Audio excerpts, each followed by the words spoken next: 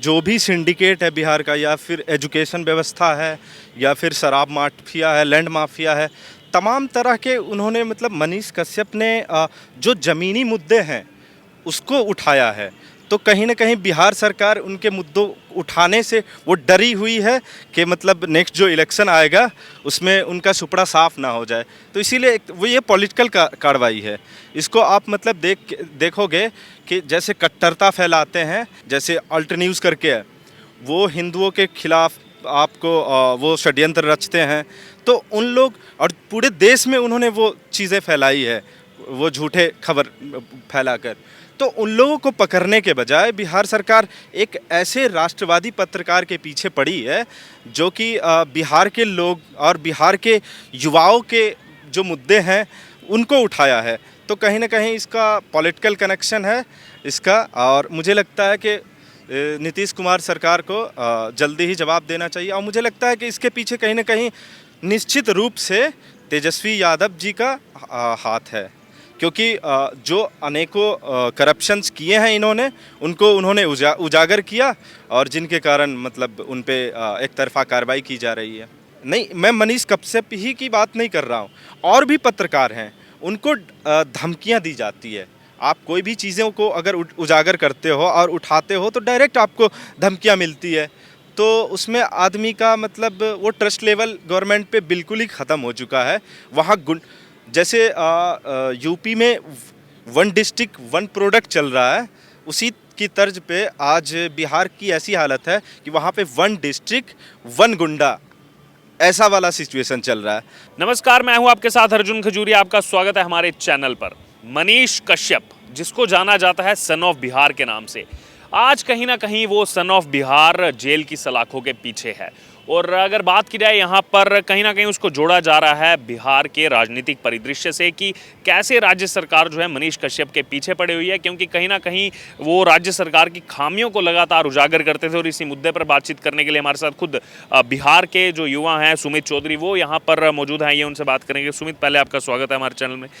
कैसे देखते हैं यहाँ पर मनीष कश्यप, एक युवा यहाँ पर आज, लेकिन कहीं ना कहीं उन्होंने खुद जाकर के सरेंडर किया जब इतने मामले उनके खिलाफ दर्ज हुए तमिलनाडु की एक स्टोरी को लेकर, इसको कैसे देखते हैं? मैं सीधा सा बात कहना चाह रहा हूँ कि मतलब जो भी सिंडिकेट है बिहार का, या फिर एजुकेशन व्यवस्था है, या फिर शराब माफिया है, लैंड माफिया है, तमाम तरह के उन्होंने मतलब मनीष कश्यप ने जो ज़मीनी मुद्दे हैं उसको उठाया है।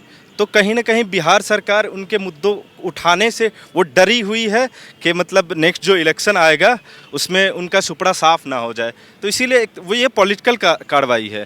इसको आप मतलब देखोगे कि जैसे कट्टरता फैलाते हैं, जैसे अल्ट न्यूज़ करके है, वो हिंदुओं के खिलाफ आपको वो षड्यंत्र रचते हैं। तो उन लोग और पूरे देश में उन्होंने वो चीज़ें फैलाई है, वो झूठे खबर फैलाकर। तो उन लोगों को पकड़ने के बजाय बिहार सरकार एक ऐसे राष्ट्रवादी पत्रकार के पीछे पड़ी है जो कि बिहार के लोग और बिहार के युवाओं के जो मुद्दे हैं उनको उठाया है।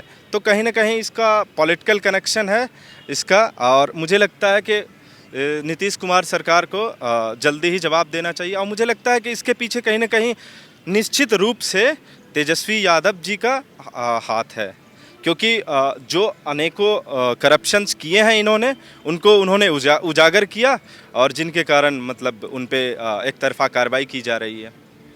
वहीं दूसरी तरफ अगर बात की जाए तो बिहार में लगातार अब बवाल मच पड़ा है। प्रदर्शन, युवा के साथ साथ कई सारे बच्चे और बड़े एज के भी जो लोग हैं उस कैटेगरी के भी, वो सड़कों पर दिखाई दे रहे हैं, प्रदर्शन किए जा रहे हैं। 23 मार्च को तो बिहार बंद की आवाज़ दे दी गई है मनीष कश्यप के समर्थन में। मैं सीधा कहना चाह रहा हूँ कि देखिए, 9th फेल और एक सिविल इंजीनियर है, और सिविल इंजीनियर क्यों है, उन्होंने मतलब पत्रकारिता ज्वाइन क्यों किया, उसका एक कारण है कि उन्होंने बिहार में बेरोजगारी देखी है, बिहार में कोई इंडस्ट्री नहीं देखी है। तो ऐसी परिस्थितियों में उन्होंने जनता की और बिहार की आवाज़ बनने की कोशिश की है। तो उस आवाज़ को मुझे नहीं लगता है कि एक 9th ग्रेड का वो स्टूडेंट समझ पाएगा। तो मुझे लगता है कि तेजस्वी यादव जी इसमें डायरेक्ट रूप से उनके पीछे पड़े हुए हैं, और उनको मतलब ये हठधर्मिता छोड़कर बिहार के युवाओं के लिए क्या हो सकता है, बिहार में रोजगार के लिए क्या संभावनाएं हो सकती है, आप इंडस्ट्रीज़ को कैसे अप्रोच कर सकते हैं। और क्योंकि वहाँ पे बेरोजगारी सबसे बड़ी समस्या है युवाओं का, और वहाँ जो है देश में अगर कहीं भी पलायन होता है तो सबसे ज़्यादा पलायन रेट बिहार का है। जहाँ पे अशिक्षा का है तो अशिक्षा का सबसे ज़्यादा निचला स्तर बिहार का है। अब आइए, कोई भी मुद्दा मेडिकल फैसिलिटीज़ को लेकर आप देखे होंगे कई बार कि डीएमसीएच की हालत कैसी है, पीएमसीएच की हालत कैसी है। तो वहाँ के जो मतलब मेन जो हॉस्पिटलें हैं वो बेकार स्थिति, जर्जर स्थिति में है। वहाँ पे मतलब जेनरिक दवाओं की कालाबाजारी खुली चल रही है। और ये शराब तो आपको मतलब कहीं भी स्टॉल पे जाइएगा जैसे चाय की तरह मिलता है कप, आपको कहीं भी स्टॉल में चौक चौराहों पे, तो वहाँ पे आपको शराब मिल जाएगा। तो ऐसी समस्या है। तो और शराब लाता कहाँ से है? अगर बिना सरकार के अनुमति के बिना आप क्रॉस बॉर्डर करके आ रहा है शराब, तो कहाँ से आ रहा है? इसमें निश्चित तौर पर तेजस्वी यादव की सरकार जिम्मेदार है और नीतीश सरकार की वो है, गठबंधन की सरकार इसके लिए पूरी तरह से जिम्मेवार है। वहीं दूसरी तरफ अगर बात करें जो तमिलनाडु से जुड़ा हुआ पूरा ये प्रकरण है कि वहाँ पर जो है मजदूरों के साथ क्या हुआ, इसको लेकर जब मुकदमे दर्ज होना शुरू हुए तो खुद मनीष कश्यप के जो चैनल हैं या फिर वहाँ उन प्लेटफॉर्म्स पर वो स्क्रीनशॉट वायरल होने लगे जिसमें उन्होंने दिखाया कि पहले कई सारे प्रिंट मीडिया पर ये खबर छप चुकी है। वो खबर छपने के बाद मैं तमिलनाडु गया, वहाँ जा कर के मैंने स्थिति को जानने का प्रयास किया, लेकिन किसी पर कोई एक्शन नहीं। केवल और केवल मनीष कश्यप को जो है बिल्कुल कटघरे में लाके खड़ा कर दिया जा रहा है। देखिए, ये पूरी तरह से राजनीति है, पहली बात तो ये है। और मतलब जहाँ भी देखोगे आप बिहार एक मतलब बोलते हैं कि भारत के बिहारवासी विश्वकर्मा है एक तरह से। कहीं भी जाते हैं इंडस्ट्री को ग्रो करने में, मजदूर हो मतलब बिहार ही, ज़्यादातर मैंने बिहारी को देखा है, मैं एक बिहारी होकर। और मुझे मतलब कहीं ना कहीं ये शर्म की भी बात आती है, मुझे खुद शर्म होता है कभी कभी कि एज ए बिहारी कि हमारे स्टेट में क्यों नहीं है वो इंफ्रास्ट्रक्चर जो हम कमाने के लिए वहाँ पे जाते हैं। कहीं तमिलनाडु जाते हैं, कहीं पंजाब जाते हैं, कहीं हरियाणा जाते हैं, आखिर क्यों जाते हैं? ये बात तो उनको नहीं सोचना है, लेकिन उनको अगर इन चीज़ों को दिखाते हैं पत्रकार, उनको आप दबाते हैं। नहीं, मैं मनीष कश्यप ही की बात नहीं कर रहा हूँ, और भी पत्रकार हैं, उनको धमकियाँ दी जाती है। आप कोई भी चीज़ों को अगर उजागर करते हो और उठाते हो तो डायरेक्ट आपको धमकियाँ मिलती है। तो उसमें आदमी का मतलब वो ट्रस्ट लेवल गवर्नमेंट पे बिल्कुल ही ख़त्म हो चुका है। वहाँ जैसे यूपी में 1 डिस्ट्रिक्ट 1 प्रोडक्ट चल रहा है, उसी की तर्ज पे आज बिहार की ऐसी हालत है कि वहाँ पे 1 डिस्ट्रिक्ट 1 गुंडा, ऐसा वाला सिचुएशन चल रहा है। तो वहाँ पे मुझे लगता है कि बिहार के युवाओं को जागना होगा और इन जो डेवलपमेंट के मुद्दे पे वोट करें। और मैं यही चाहूँगा कि आप ज़्यादा से ज़्यादा कास्ट फैक्टर को ना देखकर वोट करें। आपके लिए, आपके युवाओं के लिए जो सोच रहा है, आप उनके लिए वोट करें। मैं सिंपल सा क्वेश्चन करना चाह रहा हूँ, ये रियल इश्यूज़ हैं बिहार के, कि कोई भी आप बीपीएससी ले लो, कोई भी पेपर ले लो, वहाँ लीक हो जाते हैं। और युवा जो मतलब 2-2 साल 3-3 साल खून पसीने मतलब एक करके मेहनत करते हैं बिहार के नौजवान, और तब उनके साथ ऐसी स्थिति हो जाती है कि 2 साल 3 साल, एक तो आपको प्राइवेट इंडस्ट्री को आप वो सपोर्ट नहीं करते हो कि आप बिहार में इन्वेस्टमेंट करें, और दूसरी ओर आपका सरकारी इंफ्रास्ट्रक्चर ऐसा गंदा हो चुका है एडमिनिस्ट्रेटिव लेवल कि आपका हर पेपर लीक हो जा रहा है, युवाओं के भविष्यों के साथ खिलवाड़ हो रहा है। आपको पता है कि 3री क्लास के बच्चे को मतलब ऐसी स्थिति है वहाँ पे, 3री क्लास के बच्चों को आप ABCD जो है ना वहाँ पे पूछ लो तो वहाँ ये नहीं बोलेंगे। और वहाँ 50,000 से ज़्यादा शिक्षकों की भर्ती भी मतलब नहीं हो रही है, करीब 50,000 से ज़्यादा ही होगा। इसी बीच अगर बात की जाए तो बहुत से समर्थकों का ये भी कहना है, जो प्रोटेस्ट हम देख रहे हैं, उन्होंने कहा कि ये महाराष्ट्र वाली चीज़ रिपीट हो रही है। महाराष्ट्र में अर्नब गोस्वामी को भेजा गया, जानबूझकर राजनीतिक षड्यंत्र के नाते जो है जेल भेजा गया, उसके बाद वहाँ पर महाविकास अघाड़ी सरकार गिर गई। वैसे ही यहाँ पर मनीष कश्यप के साथ हो रहा है, और क्योंकि आपस में इन नेताओं की तो बन नहीं रही, ना आरजेडी की ना जेडीयू की, तो इनकी भी ये 2025 तक सरकार तो चलने से रही है, पहले ही गिर जाएगी मनीष कश्यप के उससे। नहीं, उनकी मतलब सरकार वैसे भी नहीं चलनी है। और दूसरी बात कि अगर सरकार अगर गठबंधन में लड़ती भी है तो उनका सुपड़ा साफ हो जाएगा इस बार। और मुझे लगता है कि कोalition आपको जल्दी कुछ सुनने को मिलेगा। मुझे लगता है कि दलित नेता जो हैं चिराग पासवान जी, उनके साथ गठबंधन बीजेपी को करना चाहिए। और मैं बीजेपी में एक खामियां है, मैं एक किसी खास पार्टी से नहीं हूँ, बीजेपी में एक खामियां है कि जो सुशील मोदी हैं वो नीतीश कुमार के साथ उनका तालमेल ज़्यादा अच्छा रहा है। तो मुझे नहीं लगता कि पार्टी हित के लिए ज़्यादा अच्छा कर सकते हैं सुशील मोदी।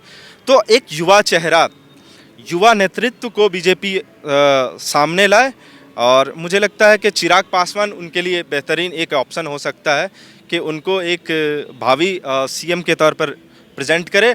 और लोकसभा ही नहीं, विधानसभा की भी जो लड़ाई है वो पूरी ताकत के और एक विश्वास के दम पे लड़ा जा सकता है। एक छोटा सा कमेंट लेना चाहूँगा, क्या जानबूझकर जो इस समय नौकरी के बदले ज़मीन घोटाला चल रहा है, क्या उससे ध्यान भटकाने के लिए मनीष कश्यप को मोहरा बनाकर जो है यहाँ पर कार्रवाई की जा रही है? बिल्कुल, मैं वहीं पे आता हूँ।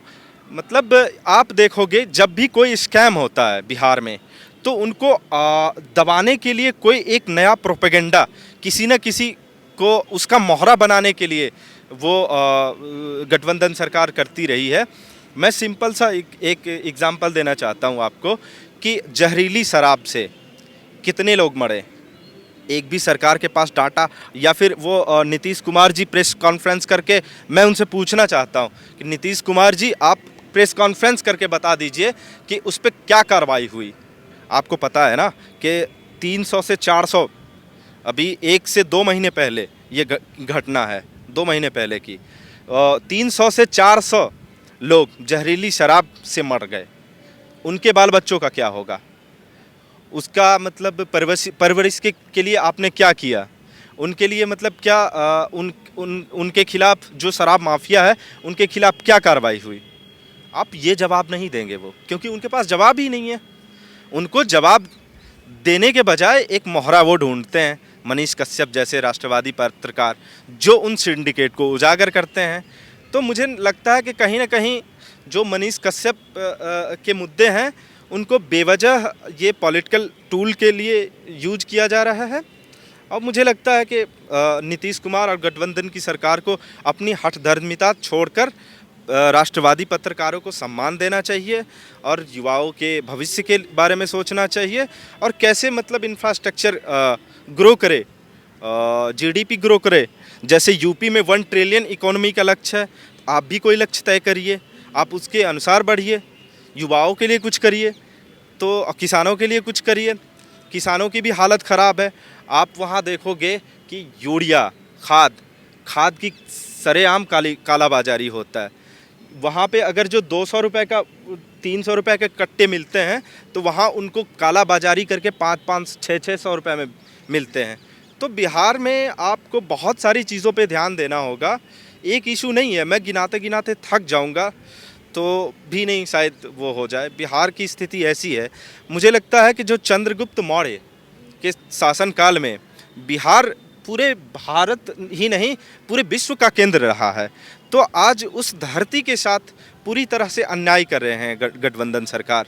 और उसे किसी भी तरह से हम युवाओं को सोचना होगा कि हम कास्ट फैक्टर से ऊपर उठकर बिहार के भविष्य के लिए जो कर सकते हैं वो करने का प्रयत्न करें, और एक बिहार को अब एक अग्रगणी राज्य कैसे बने उसके ऊपर हमें ध्यान देना होगा।